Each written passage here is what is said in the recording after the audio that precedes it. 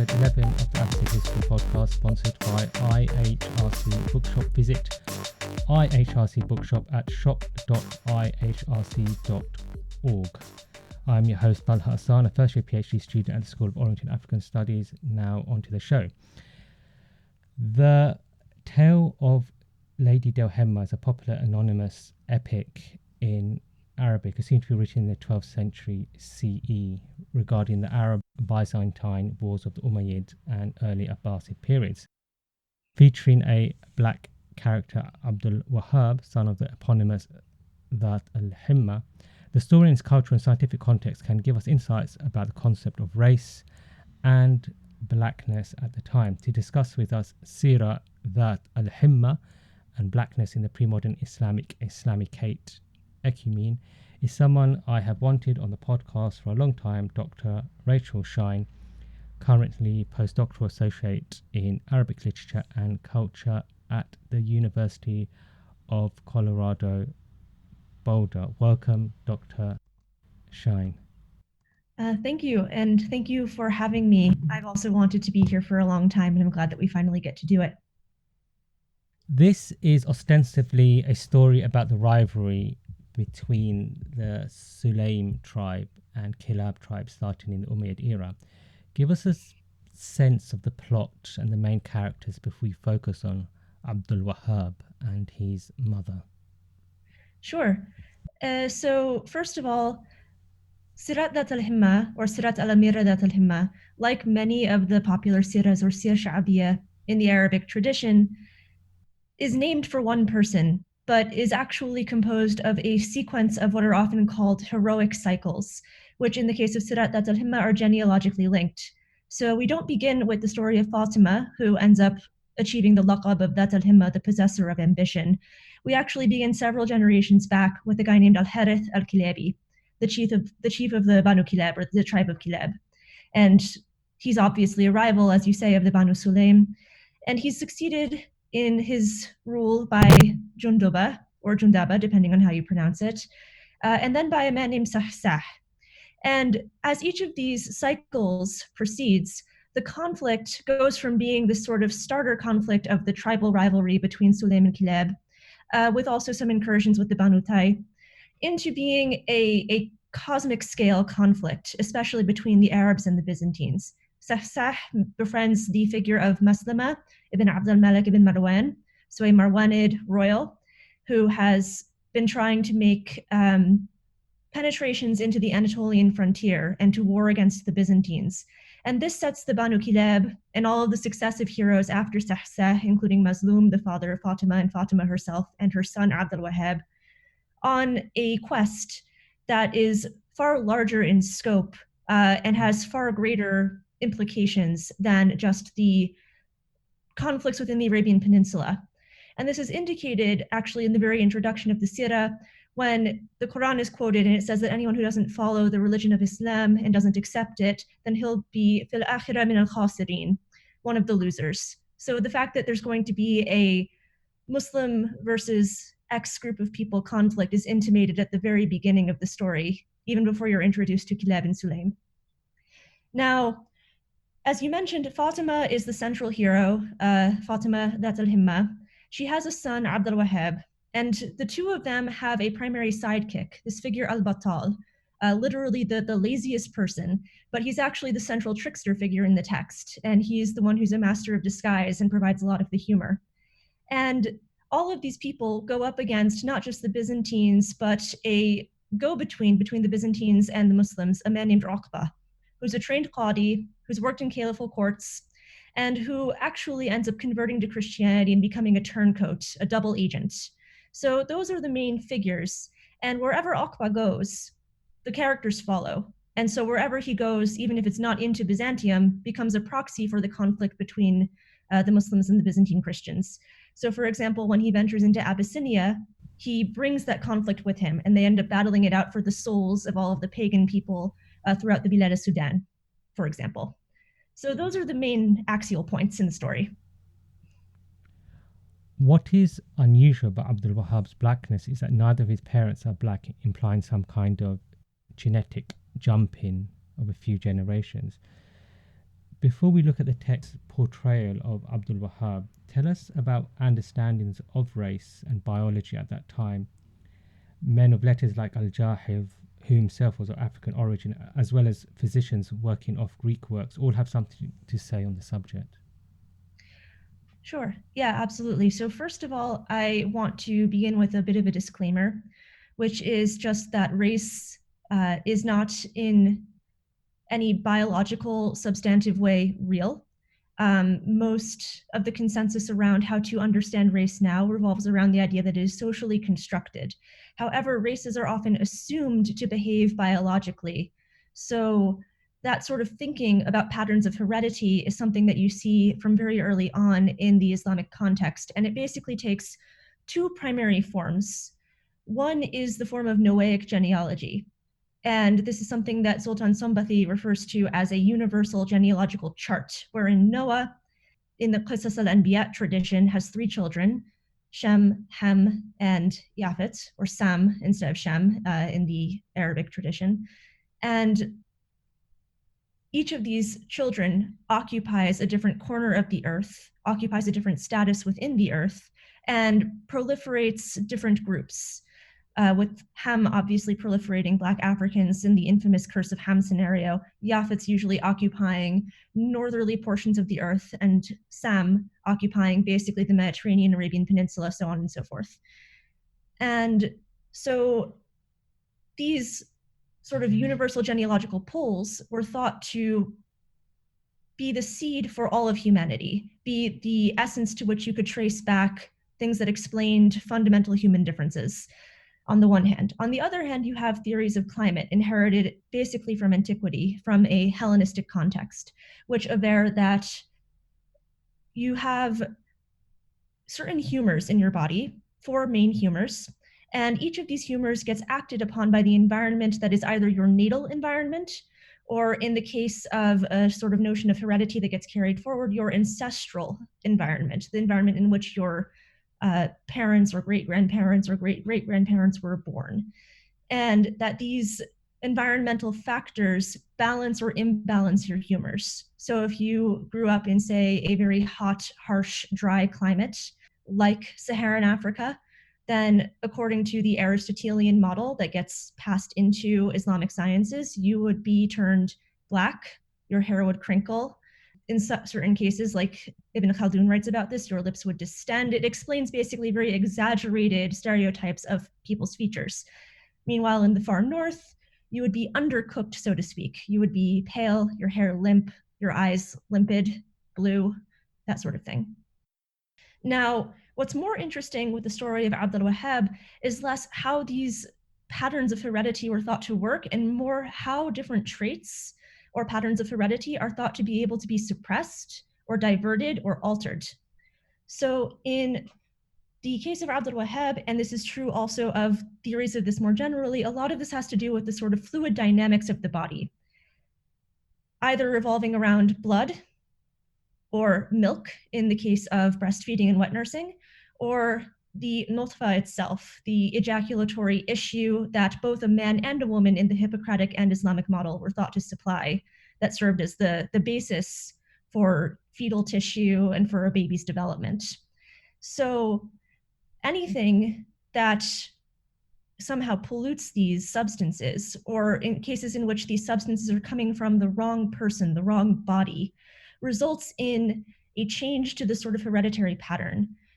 This is also something that gets discussed in the hadith tradition in the context of livestock. So there's a man who has a child with his wife, born much darker skinned than either of them. And he goes to the Prophet and he asks how this could happen. The Prophet says, "Don't you keep livestock?" The man says, "Yes, I have camels." And the Prophet says, "Well, do you have any camels that are much darker than the other ones, despite the fact that both of their parents were light?" And the man accedes that this is true.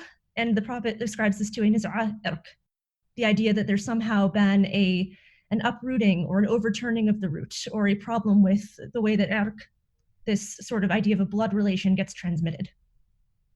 The one thing I would add, and this goes back to the theory of climate, is that these ideas of the diversion of irq also work in the case of climate theory in certain speculative ideas about it.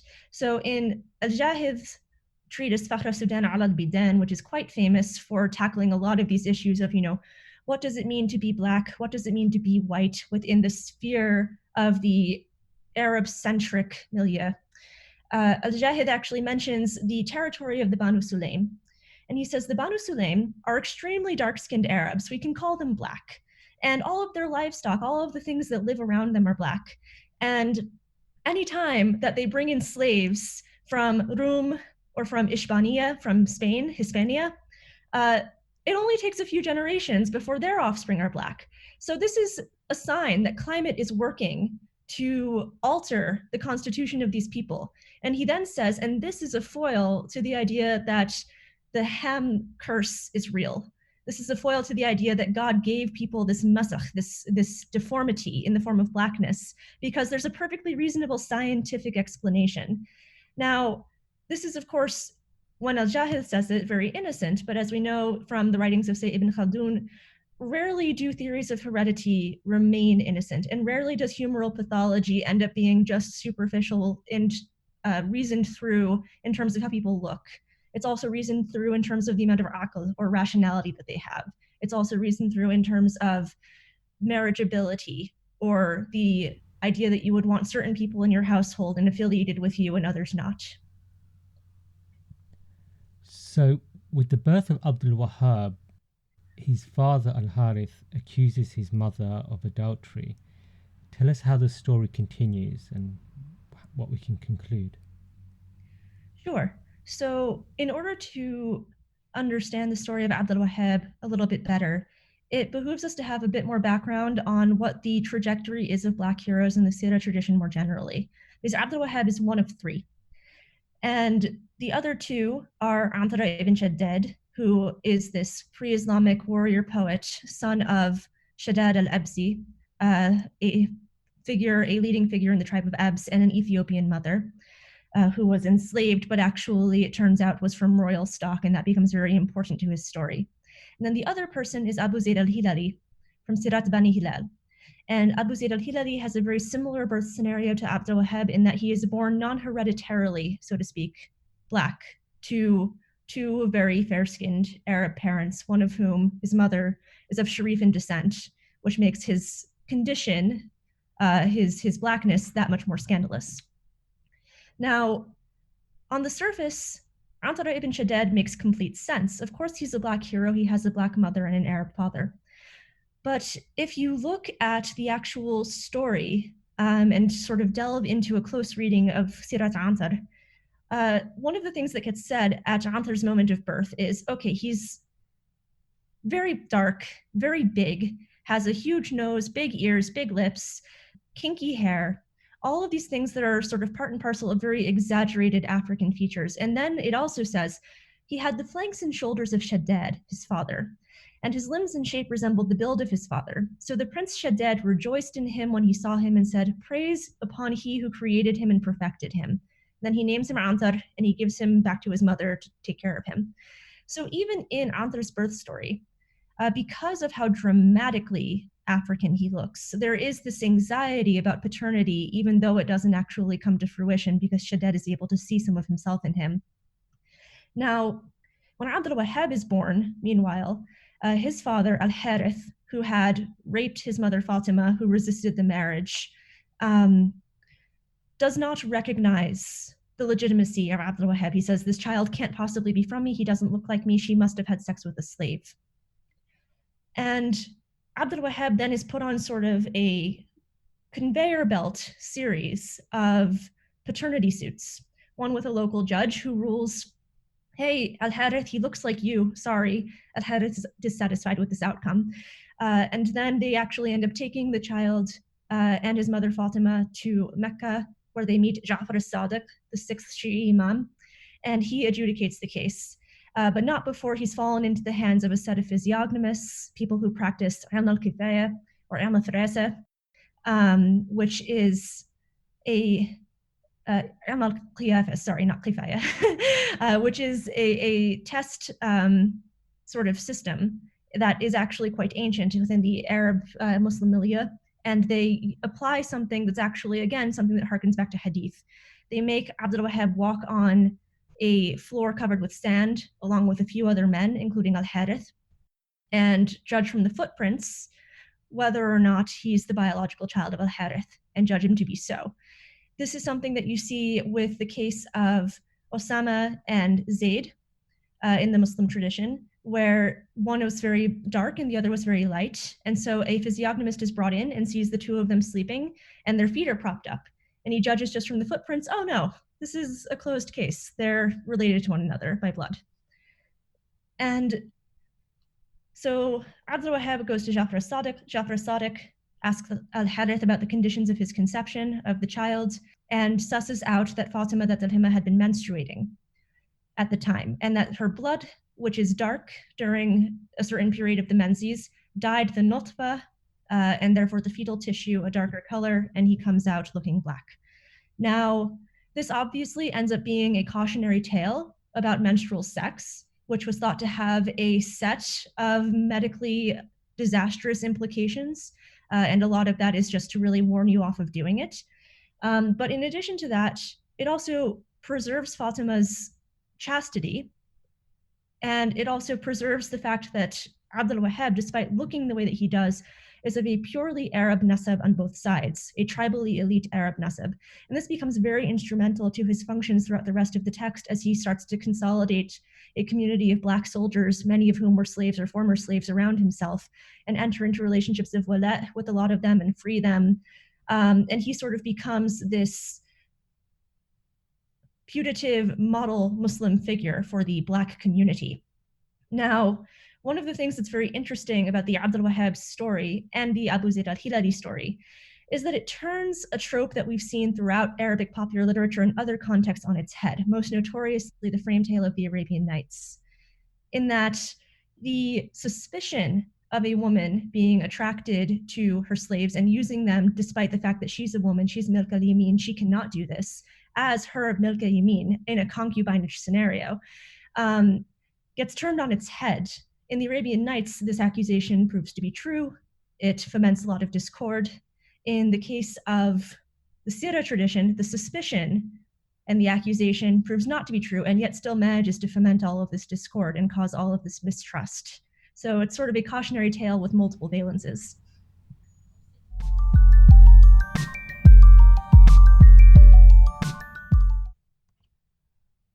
What has been the reception of the Delhemma tales locally and beyond, both at its time and until today? And what would be good secondary sources to learn more about race and blackness in the pre-modern Islamicate ecumene? And that annoying question, what would be some of the better editions of the classical Arabic text? The reception of Dhat al-Himma, like the reception of a lot of siras, is a little bit difficult to trace, in that all of these works circulated primarily in oral tradition and only secondarily as written works. Oftentimes, the written works seem to have actually been used by the reciters themselves as a sort of aide-memoire for them as they're doing their recitations and performances of these texts. The story of Dhat al-Himma, however, gets attested as early as in Samawal al-Maghribi's autobiographical Ifham al-Yahud, A Silencing of the Jews. He was a convert from Judaism to Islam, and he spoke of reading the stories of Dhat al-Himma and al-Batal. So the two of them seem to have at one point at least been thought of as the central characters of the text, and also of reading the Iskandar-Nama or the Alexander romance, and a few of the other canonical siras. Now, Dhat al-Himma's story, because of al-Batal's centrality and because he's this infamous Turkish trickster figure, actually has a life within the Ottoman tradition as well in the form of the Batal-Nama. So he becomes truly the spotlit hero of his own story within the Ottoman legacy. There's also some speculation about the relationship between the story of Dhat al-Himma and an acritic romance called the Digenes Akratas in the Greek tradition. And that's because both of them are texts that deal with the Byzantine frontier, and both of them have these sort of hybrid heroic figures. And they follow a similar arc in terms of the combat that is engaged in. Within the Islamic world more contemporarily, within the Arabic-speaking world especially, Dhat al-Himma has had a new life, primarily in the form of Ramadan Musalsals, as have many of the siras. And outside of the Arabic-speaking world, it has been received in some very interesting ways, both by scholars and by the more popular perception of and processing of literature and translation. A particularly great example of this is Jason Porath's work on the Forgotten Princesses of History, in which Dat Delhemma has an entry.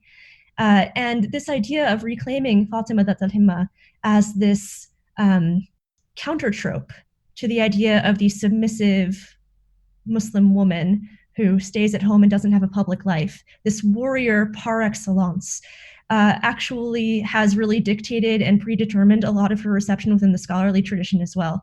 So Remke Crook's book, Warrior Women of Islam, focuses not just on Fatima Dat Delhemma, but also on all of the other warrior women within this milieu, within the Sirah traditions.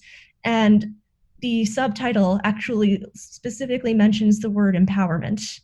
So it's been part of the marketing of the Sirah as this sort of counter narrative to the way that Muslim women are often thought of today. And I should add also that more and more of the text is becoming available in translation, thanks in particular to the spectacular efforts of Melanie Magadow, who has been given a grant to translate selections from the work in much the way that Jayusi translated portions of Sirat Saif. So it's going to be episodic, primarily focused on Fatima as the central figure, so less so on the preceding generations that I mentioned before. And it's going to be a great opportunity for people to both see her as this counter narrative and also see the sort of fissures in that and see the complexities of that. And I'm very much looking forward to that translation being released. Now, as to edition, if you want to be encountering this text in Arabic, there are really only two quote unquote authoritative, because what is authority with anonymously written sort of composite popular literature, versions of the text, one of which was published in 1909 in Cairo, the other of which is a lightly edited version of that same text published in 1980 in Beirut. And in both cases, the text is distributed over 7 volumes and tallies around 5,000 something, 6,000 pages. So it's quite a lot to chew on. Having said that, there are also myriad manuscripts, both complete and incomplete, of the Sirah. The earliest one has been dated to the early 1400s. And there are also some early print editions that are in other Arabics, mixed Arabics. An example of this is a Tunisian version published in the 1890s in Judeo-Arabic. So this text does have a lot of life and a lot of legs. And so if you want to look at the main versions, 1909 and 1980 are your best bets, but I highly encourage you to keep exploring. Now for some questions from listeners via our social media accounts. At Press Taras on Twitter asks, to what extent does the word race map onto terms used in Arabic, and what is your analysis of those terms, i.e. where they come from, what metaphors they evoke, and also, is there a particular performative context of blackness in the reciting of the Sirah? Mm-hmm. Yeah, commensurability of translation is a vexing issue regardless of which type of terminology you're trying to use. But with the question of race, it obviously takes on a whole new sort of live wire set of implications. And oftentimes, I'm not using race as a way of translating any one word directly, but rather as a way of conveying a field of meaning around a set of terms that existed in the Arabic tradition, the most prominent of which perhaps is nasab, this idea of a lineage that is ironclad heritable and that flows through patrilineally, and that also predetermined certain types of interactions with people who were considered non-Arab, people who were not tribal affiliates. Ali Mazrui refers to this pattern of genealogical transmission as something that encourages ascending miscegenation. In other words, it's perfectly fine for you as an Arab man to take a concubine who is non-Arab, be she Black African or Byzantine or whatever, and have a child with her. That child will be free. He'll take your nasab. He'll in turn pass into Arabness, so to speak. And so it goes on and on. But this means that there's an asymmetrical gendering of how races get perceived. And this manifests very visibly in the literature, with Black women, for example, being extolled for their domestic qualities and Black men being vilified for their priapism, for their desiring of Arab women, for all of these sorts of things. The other main word that is operable in all of this is irq, which I mentioned before. This, again, idea that you have a root that is immutable, that transmits generationally, or that is ideally immutable. We talked about the idea of niza before, the idea that it can be somehow averted or diverted. Another word that gets used a lot is the term jins. Jins is a bit of a moving target. Nowadays, it very much is within the realm of sexuality. This was not always so. Usually, it just means kind. It works a lot like the Arabic word nura, but for animate objects. And there are lots of hadith, many of which have been judged to be da'if within the scope of ilm al-rijal, or the judging of, whether or not hadith have trustworthy isnads. And all of this sort of miniature corpus of hadith basically say it's best to stay with your jins. The implication usually being it's best to stay with people who look, think, and are culturally similar to you.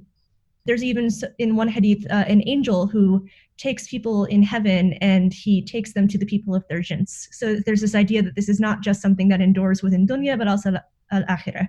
It's a sort of transcendent idea.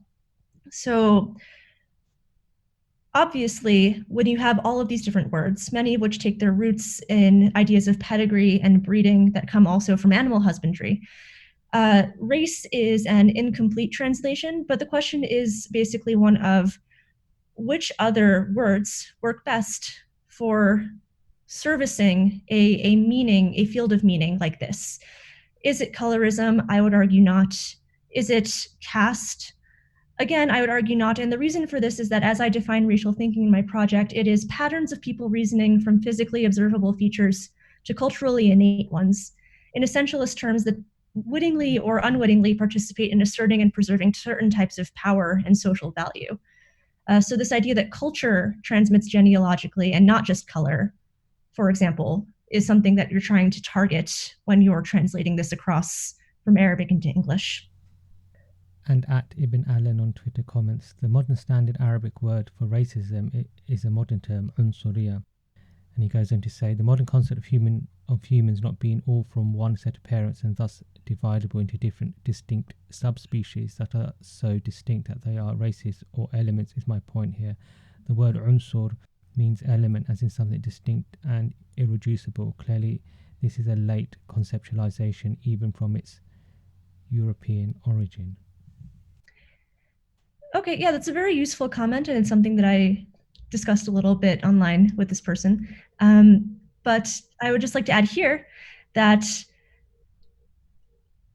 almost all pre-modern race studies agree that there was never any case, or hardly ever any case, in which the types of reasoning that we're talking about here were used to dehumanize in the very literal sense of declaring people to be outside of the human species. Robert Bartlett discusses this in the European Latinate context very well in one of his pieces. Always there is a reversion to this idea of the universal genealogical chart, that we're all descendants of Adam at some point. Far enough down the line, you get dramatic enough differences that it is useful and germane to start categorizing people and hierarchizing them. So these are tools of power. As I said before, these are tools of hierarchy, but they are not tools of dehumanization. They are not tools of speciation in any genetic sense, because we're well pre-genetics. The word that is almost always used in both a Latinate context and, as I mentioned before with the things regarding nasab and irq in an Arabic context, is heredity. And heredity was the word that was used even for protogenetic studies, like Mendel's pea shoots and that sort of stuff. So it's a very live set of theories that carries even into the early modern period. It's not until very recently, really, that you get techniques of outright dehumanization. And before we end, tell us about any forthcoming projects or anything you want to share with our listeners. Sure. So I am very pleased to have been invited to be involved in multiple volumes, one of which will be the Routledge Handbook of Islam and Race. I find it hard to believe that such a thing has not been written yet, but I'm very excited to be a part of it now that it is being written. I have several essays on the Arabian Nights in pedagogical volumes being put out by the MLA that are forthcoming within the next few years. But perhaps the most important is the fact that my work on the Sirah and on Blackness within the Sirah tradition is slowly being processed now into a monograph. So I'm working on the manuscript as we speak. Well, not as we literally speak. I'm working on the manuscript though, and the current working title is Black Nights, Arabic Epic and the Making of Medieval Race. And let us end with a reading from the original and your translation. Sure. So first of all, disclaimer, I do not actually have the original with me. Unfortunately, one of the side effects of COVID has been that I do not have access to the main text.